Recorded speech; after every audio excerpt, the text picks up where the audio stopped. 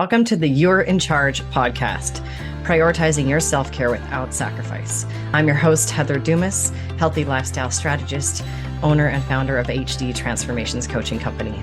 I am passionate about helping you juggle all the balls and look and feel like a badass doing it. When's the last time you gave yourself a treat, when you really rewarded yourself? Well, I hope it has been a long time, or at least that reward did not involve food. Because you, my friend, are not a dog, nor are your children dogs. I heard one of my daughter's teammates' parents say this, and it hit me like a ton of bricks. She said, "I'm so sick of the teachers and the schools treating our kids like they're dogs." And at first I was like, "What? Treating our kids like they're dogs?" She's like, "Yeah, if you do this, you get a treat. If you do that, you get a treat." I was like, "Oh my God, you're right.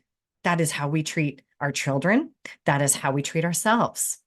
So the last time that you thought that you deserved X, Y, or Z, or you were going to reward yourself or even use the word treat yourself to something, did you use sugar? Did you use food? Did you use alcohol? Yeah, I know. Me too. I've been there. I've done that. I do it. I do it to my kids. I do it to other people, and I catch myself all the time. A while ago, I tried to commit to not using food as a reward, to not using food as a incentive. And it's not easy because it's so ingrained in our culture, but it is really wrecking your relationship with food, my relationship with food, and our kids' relationship with food. Food is an inanimate object. It is not emotional. It is not a treat. It is not a guilty pleasure. It is not naughty. It is not good, bad.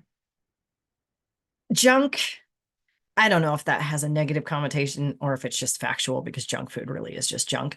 But even that can, I don't know, it can carry some emotion with it. So, and this is the new trend, right? Let's normalize. So let's normalize rewarding ourselves with something besides food. Let's normalize food as just being fuel and not carrying with it messaging, not carrying with it a message that says you're good or you're bad. Okay. I remember a long, long time ago, I went to a babysitter with my little brother, and this babysitter would put hot sauce on the kids' tongues if they misbehaved. Talk about weaponizing food. My Lord. Um, yeah, it's crazy what we do. It is crazy what we do. And I just think about the kid that gets a donut every time they do something good, and then the kid that gets hot sauce every time they do something bad. Peppers are actually really good for you, right? The heat is really good for your immune system. It's good for your metabolism. It's good for a lot of things. Sugar will kill you. But yet, what do we teach everybody? That this is good and this is bad. So I really want to encourage you to take a step back and look at how you treat yourself. Both treat yourself and reward yourself. Pun intended there. When you feel like you have done a good job or you've worked really hard, and this is the one that really gets me, the people that are on a diet, right? I'm not a fan of diets. When they're on a diet and they have their cheat day, or they reward themselves because they went their whole 90 days or their whole 45 days or their 75 days without whatever. And so how do they reward themselves? By eating all the shit that they've said they didn't want to eat because it wasn't good for them. What the hell? Like, it makes no sense. So if that is you, stop it. Stop right now. Find a different way. If you are treating yourself to a glass of wine because you had a shitty day, find another way. I know. Some people have such an attachment to alcohol that they get borderline offended when I say you shouldn't do that. Does that mean I don't drink? Hell no. I love me a G&T. Okay. But I don't use it as a reward. I don't use it to numb.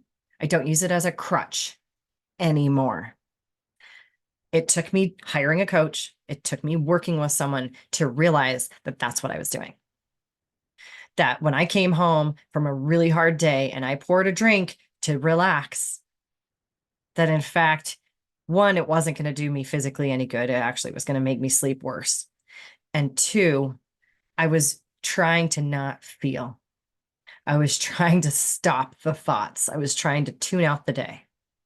There are other ways to do it that will feel better in the morning, that will help your body to sleep well at night, and that will still feel just as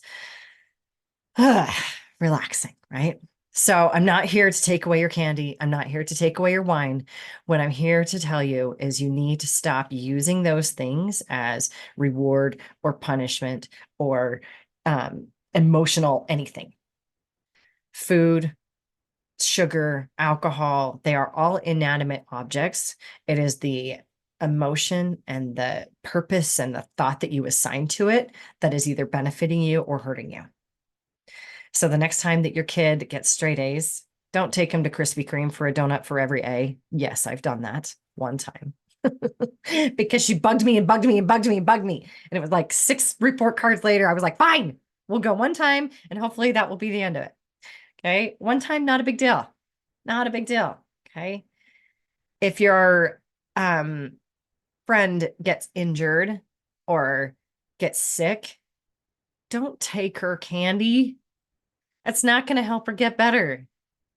Take her a fruit basket. Is it more expensive? Yeah. Yeah, it is. Isn't that crazy? Isn't that ridiculous? That a basket of fruit costs more than a bunch of candy bars. Think about it. Think about why. Think about why. You get what you pay for. You get what you pay for in life. Whether it's, you're paying for a $7 app to tell you what to eat, or you're investing in a personalized coaching program. You're buying high quality fruits and vegetables, or you're buying fruit snacks, right? You get what you pay for. The next time that your husband or yourself get a promotion, if you go out to dinner to celebrate, make sure that what you're using to celebrate is the time together, not the fact that you're having steak and lobster and whatever. Okay. I do think that going out and eating socially, I think it can go both ways. We can go out. Food is very much a part of the culture. It's very much, it's somebody's birthday. You take them out to dinner, you get a promotion, you go out to dinner, you have brunch with your girlfriends. I don't think any of that contributes to our unhealthy relationship with food. What contributes to our unhealthy relationship with food is us going out to brunch to eat a bunch of shit that we don't normally eat because it's Sunday and we get to not care about whatever. Okay. I hope that's making sense. Or, you're going out to celebrate your promotion and you eat, all the stuff on the menu, including dessert that you don't normally eat, but because you're celebrating, it's okay. Okay. Don't do that. Go out and celebrate, enjoy one another's conversation, company, feel the happy feelings of the moment together, whether it's brunch with your girlfriends or a promotion or whatever. You're there because you're celebrating people. People don't have to be celebrated with food. Save the treats for your dog. P.S. Dogs get overweight too. Guilty. Last time I took Castor to the vet, I got a little bit of a talking to because he was extra fluffy. And it's not because we give him treats. It's because he steals human food when we're not looking. Um, but animals get obese too. I just saw some crazy statistic about house cats and how overweight and they're getting like diabetes and all this stuff. Have you ever seen an overweight tiger? Have you ever seen an overweight lion or a wolf? No. Why? Because they're not eating human food. They're not eating treats. They're not being rewarded with treats. Okay. So reward your pets sparingly. Reward yourself with something else and your children with something else that doesn't involve sugar or alcohol or high fat or fast food. Okay. Eat that stuff on occasion because you want it or because it literally was the only thing available, but that shouldn't be ever your situation. That's the whole point of what I do. But you are a badass person. You are not a dog. You are in charge of how you program not only your brain, but your children's brains and the people around you. So food is fuel. Has no emotional attachment whatsoever. It does not mean anything. It does not make you feel any certain way. Turn it off. It's just fuel. Whew. All right. That was a little ranty. Sorry about that. No, I'm not. I'm not sorry. And next time your kid's class needs something, take them stickers. They love stickers. All right. See you later. Thank you so much for joining me today. Remember, you're in charge. You're the only one who can create the life and the body you desire. You and only you. I'm here to guide you. I'm here to cheer you on and occasionally to give you the kick in the ass you need to make it happen. But at the end of the day, it's up to you. If you found value in today's episode, please hit subscribe. It'll bring all the newest episodes to the top of your list. You won't have to worry about it. One less thing. And I would love for you to share it with your most stressed out, frazzled friend. She needs it even more than you do.